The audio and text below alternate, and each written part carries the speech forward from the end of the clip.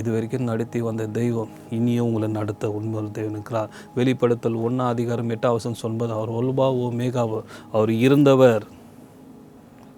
வேத அருமையாக சொல்லுகிறது, அவர் இருந்தவர். நம் முன்பிதாக்களுக்கு இருந்தவர், யாக்கோப்புக்கு இருந்தவர்.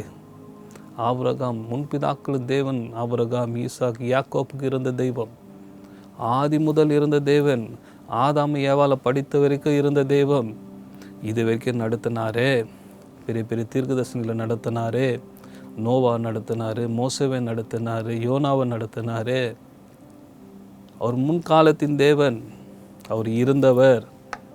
எது வரைக்கும் உங்கள் பிரச்சனையில் எத்தனோ டைம் உங்களோடு இருந்தார், உங்கள் கண்ணீரோடு உங்களோடு இருந்தார்.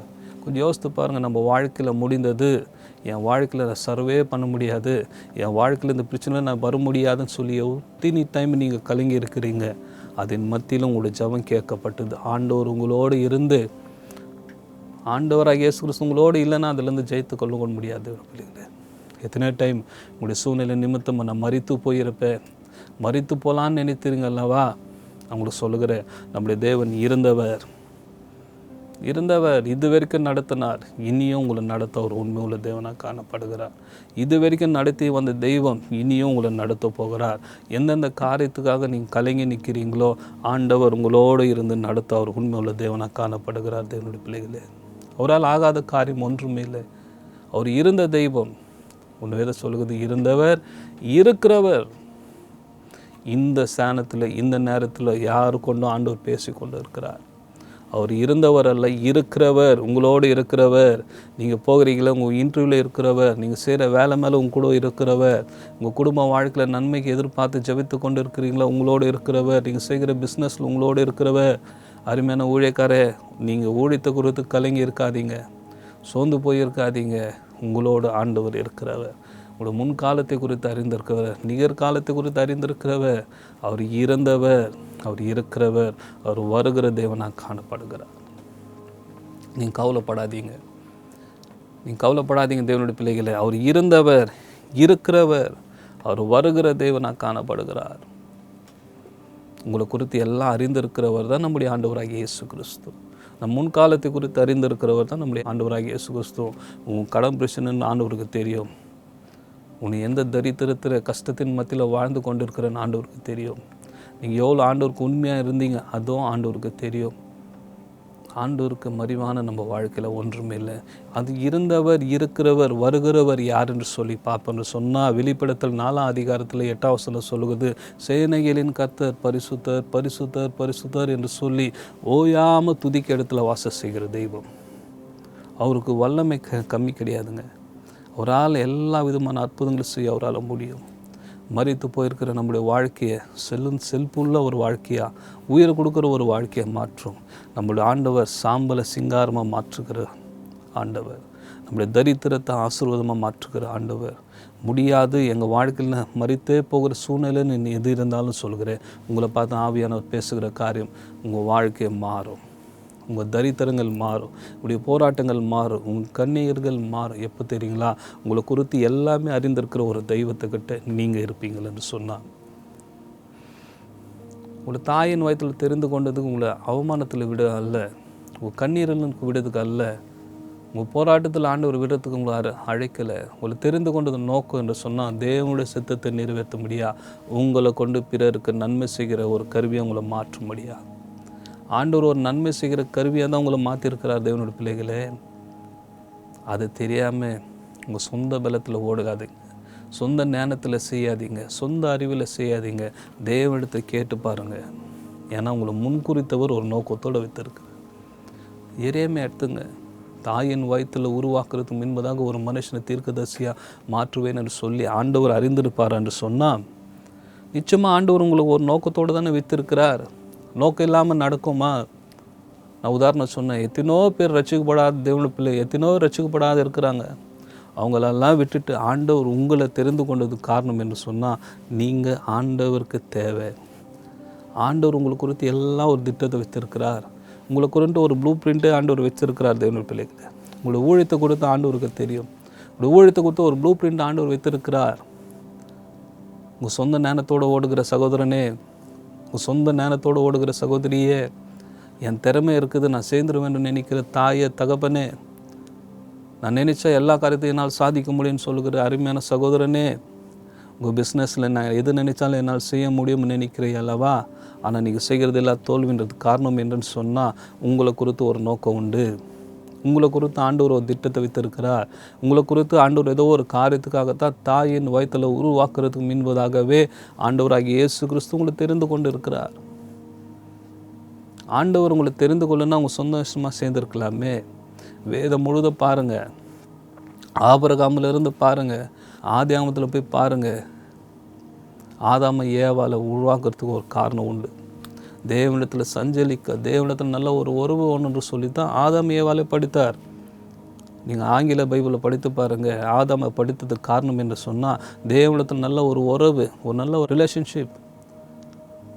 அது இல்லைன்றதுக்காகத்தான் தேவனுடைய நன்மை பார்க்க முடியாத காணப்படுகிறோம். உங்களுக்கு நான் சொல்லுகிற ஒரு காரியம் என்ன சொன்னால், தேவனிடத்தில் நெருங்கி ஜீவிக்கிற உங்களுக்கு ஒரு நன்மை குறைப்படாது. தேவனுடைய சித்தத்தை அறிந்திருக்கிற உங்களுடைய வாழ்க்கையில் தாயின் வயத்தில் உருவாக்குறது என்பதாக உங்களை தெரிந்து கொண்டு இருக்கிற தெய்வத்துக்கிட்ட நீங்கள் நெருங்கி ஜீவிப்பீங்க என்று சொன்னால் உங்கள் வாழ்க்கை ஒரு வித்தியாசமாக காணப்படும். வித்தியாசமாக ஒரு ஆசீர்வாதத்தை கொடுப்பா. எந்த நோக்கத்தோடு ஆண்டவர் உங்களை தெரிந்து கொண்டாரோ அந்த நோக்கத்தை நிறைவேற்ற வரைக்கும் ஆண்டவர் உங்களோடு இருந்து நடத்துவார்.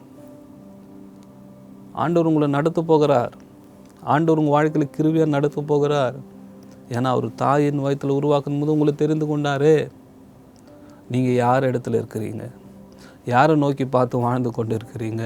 உங்கள் சொந்த பலத்தில் ஓடுகிறீங்களா, இல்லை சொந்த ஞானத்தில் ஓடுகிறீங்களா, இல்லை சொந்த பணம் பலம் இருக்கிறதுனால ஓடுகிறீங்களா, இல்லை எனக்கு திறமை இருக்கிறது அதனால் நான் ஓடுகிறேன்னு என்று சொல்லுகிறீர்களா? யாரை நம்பி இருந்தாலும் சரி, நான் உங்களுக்கு ஒரு வார்த்தை சொல்லுகிறேன். உங்களை முன் குறித்த தேவன் ஒரு நாளும் கைவிடுகிறது அல்ல.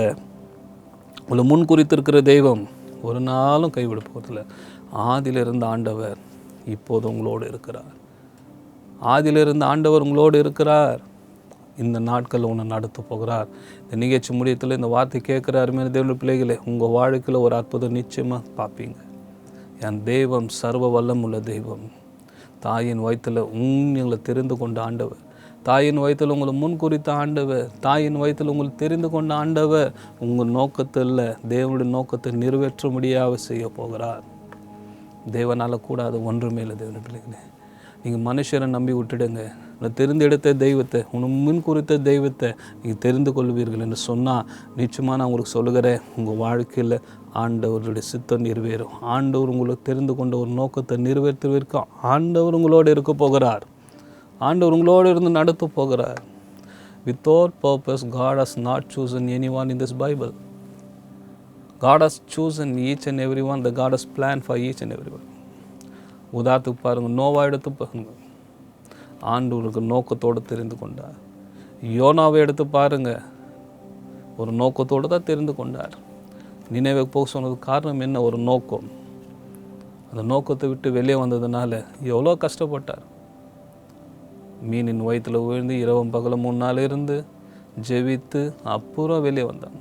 உங்களுடைய நோக்கம் என்ன? தேவனுடைய பிள்ளைகளே, நீங்கள் ஜெபித்து பாருங்கள். ஆண்டவர் இடத்துல தேவன் உன்னோடு பேசுவார். வேத வார்த்தையின் மூலிமா பேசுவார். தீர்க்கதரிசிகளை கொண்டு பேசுவார். உங்களுடைய சபையின் ஊழியக்காரரை கொண்டு பேசுவார். அருமையான நீங்கள் யாராக இருங்க, எப்படியா இருங்க, தேவனத்தை கேட்டு நீங்கள் வாழ்க்கையில் நீங்கள் செய்வீர்கள் என்று சொன்னால் உங்கள் வாழ்க்கையில் அற்புதத்தை பார்ப்பீங்க. உங்கள் வாழ்க்கையில் அதிசயத்தை பார்ப்பீங்க. தேவன் உங்களை நடத்துகிற காரியங்களை பார்ப்பீங்க. தேவனுடைய பிள்ளைகளே, தேவனுடைய சித்தம் இல்லாமல், தேவனுடைய எண்ணம் இல்லாமல், தேவனை நம்ம வாழ்க்கையில் முன்ன வைக்காமல் செய்கிற எல்லா காரியத்திலும் தோல்வி பார்த்து கொண்டு இருக்கிறோம். நான் உங்களுக்கு சொல்லுகிற ஒரே வார்த்தை, தேவனை நம்பி இருங்க. தேவன் என்ன நோக்கத்தோடு உங்களை தெரிந்து கொண்டு இருக்கிறோம் அந்த நோக்கத்தை நிறைவேற்றிருக்க ஆண்டவர் உங்களோடு இருப்பார். உங்கள் சொந்த இஷ்டமாக ஓடுகிற வாழ்க்கை நம்ம கிறிஸ்துவுடைய வாழ்க்கை அல்ல. கிறிஸ்துவை பின்பற்றுகிற ஒரு வாழ்க்கை இருப்பு என்று சொன்னால், கிறிஸ்து எல்லா நேரத்திலும் நம்மோடு இருந்து நம்ம நடத்த அவர் உண்மையுள்ள தேவனாக காணப்படுகிறார். அவர் நம்மோடு இருந்து நடத்துக அவர் உண்மையுள்ள தேவனாக காணப்படுகிறார். தேவனுடைய பிள்ளைகளே, கொஞ்சம் யோசித்து பாருங்கள். நம்ம பிறந்த நாட்கள் முறிந்து இந்த நாட்கள் வெறியும் ஆண்டுடைய கிருபை நம்ம மேலே எவ்வளோ பெரிதாக காணப்படுகிறது. அவருடைய இறக்கம் நம்ம மேலே எவ்வளோ காணப்படுகிறது. எத்தனை இடத்துக்கு போகிறோம், நம்முடைய பிரயாணங்களில் நம்மோடு இருந்து பாதுகாக்கிறாரே. நம்ம குடும்பத்துக்கு வேண்டிய எல்லா காரியங்களும் செய்கிறாரே. இந்த குடும்பத்துக்கு வேண்டிய எல்லா விதமான நன்மைகளை கொடுக்குறாரே. சத்ரு நம்மளை மேற்கொள்ள வரும்போதெல்லாம் தேவன் நம்மளுக்கு முன்குறித்திருக்கிறபடினால அது மேற்கொள்ள விடலையே. அருமையான தேவன பிள்ளைகளே, நம்மளுக்கு இருக்கிற ஒரே நம்பிக்கை என்னென்னு சொன்னால், நம்மளை முன்குறித்திருக்கிற ஆண்டவர் எப்போதும் நம்மளோடு இருக்கிறார். முன்குறித்திருக்கிற ஆண்டவர் எப்போதும் நம்மோடு இருந்து வழிநடத்துகிற தேவனாக காணப்படுகிறார். நீங்கள் யோபில் போய் வாசித்து பார்த்தீங்கன்னா, என் மீட்பர் உயிரோடு இருக்கிறார். ஒரு நம்பிக்கை. உங்களை முன்குறித்த ஆண்டவர் இன்றும் உயிரோடு இருக்கிறார். என் மீட்பர் உயிரோடு இருக்கிறார். காரணம் என்ன சொன்னால், இது வரைக்கும் நடத்தினவர் இனியும் நடத்துவார். என் மீட்பர் உயிரோடு இருக்கிறார். தேவனுடைய பிள்ளைகளே, நம்முடைய மீட்பர் உயிரோடு இருக்கிறார். அது மட்டுமில்லை, யோபு 42:2 சொன்னது போல அவர் சகலவற்றையும் செய்ய வல்லவர். அவர் நினைத்தது ஒரு நாளும் தடைப்படாது. அவர் நினைத்தது ஒரு நாளும் உங்கள் வாழ்க்கையில் தடைப்படாது. தேவனுடைய பிள்ளைகளே, அவர் சகலமும் செய்ய வல்லவர். அவர் நினைத்தது ஒரு நாளும் உங்கள் வாழ்க்கையில் தடை பண்ணாது. அவரை நம்பி இருக்கிற நீங்கள் உங்கள் வாழ்க்கையில் முன் குறித்தது தடையே பண்ணாது. அவர் உங்கள் வாழ்க்கையில் முன் குறித்தது தடைப்படாதுன்னா அவர் சமத்தில் காத்திருங்க. நீங்கள் ஜெபித்து இருங்க. ஆண்டு சமத்தில் உபாசத்தில் ஜெபித்து பாருங்கள். ஆண்டவரே, நீங்கள் முன் குறித்தீங்க, நான் என்ன ஆண்டவரே செய்யணும்னு கேட்டு பாருங்கள். ஆவியானவர் உணர்த்துவாராக. அது மட்டும் இல்லை, சங்கீதம் 48:14 பார்த்தீங்கன்னா, இந்த தேவன் என்றென்றும் உள்ள சதா காலங்களும் நம்முடைய தேவன், அவர் நம்ம மரண பரியன்றும் நடத்துவார். நம்ம கட்டின மனைவி நம்ம மரண பரியன்றும் வரமாட்டாங்க. கணவனாரும் மரண பரியன்று வரும். உங்கள் பிள்ளைகள் மரண பரியன்று, உங்கள் தகப்பன் தாயும் மரண பரியன்று வருமா சொன்னேன். இந்த தேவன் என்றென்றும் உள்ள சதா காலங்களும் நம்முடைய தேவன், அவர் நம்ம மரண பரியன்று நடத்துவார். இந்த நிகழ்ச்சியை பார்த்து கொண்டு இருக்கிற, இந்த வார்த்தை கேட்டுக்கொண்டு இருக்கிற தேவனுடைய பிள்ளைகளே, ஆண்டவராகிய இயேசு கிறிஸ்து உங்களை மரண பரியன்று நடத்த போகிறார். ஏன்னு சொன்னால், தாயின் வயத்தில் உருவாக்குறதுக்கு முன்பதாக உங்களை முன்குறித்திருக்கிறார்.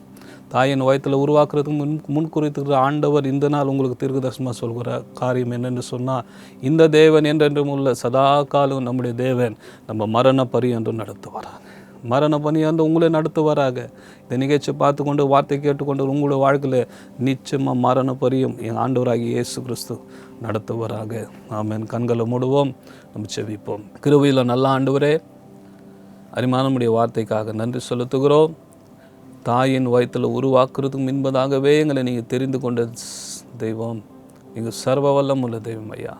எங்களை மரண பரியன்றும் எங்களை நடத்துகிறபடியால் நன்றி. இந்த நிகழ்ச்சியை பார்த்து கொண்டு அந்த வார்த்தை கேட்டுக்கொண்டு இருக்கிற ஒவ்வொரு பிள்ளைகளும் உடைய தெய்வ கருத்தில் அர்ப்பணித்து செபிக்கிறேன். அவர்களை நீ மரண பரியன்றும் நடத்துவீராக. அவளை நீங்கள் முன் குறித்திருக்கிறீர், இப்படி சித்த போல நடத்துவீராக. இந்த நிகழ்ச்சியை பார்த்து கொண்டு இருக்கிற ஒவ்வொரு பிள்ளைகளுக்கு நீங்கள் ஆசீர்வதிங்க. இதுக்கு வந்து இருக்கிற எல்லா துதி கன மகிமையெல்லாம் ஒருவருக்கே செலுத்துகிறோம். இயேசுவின் நாமத்தில் எங்கள் ஜீவனுள்ள நல்ல பிதாவே. ஆமென். ஆமென். Thank you. God bless you. God bless you all. Thank you.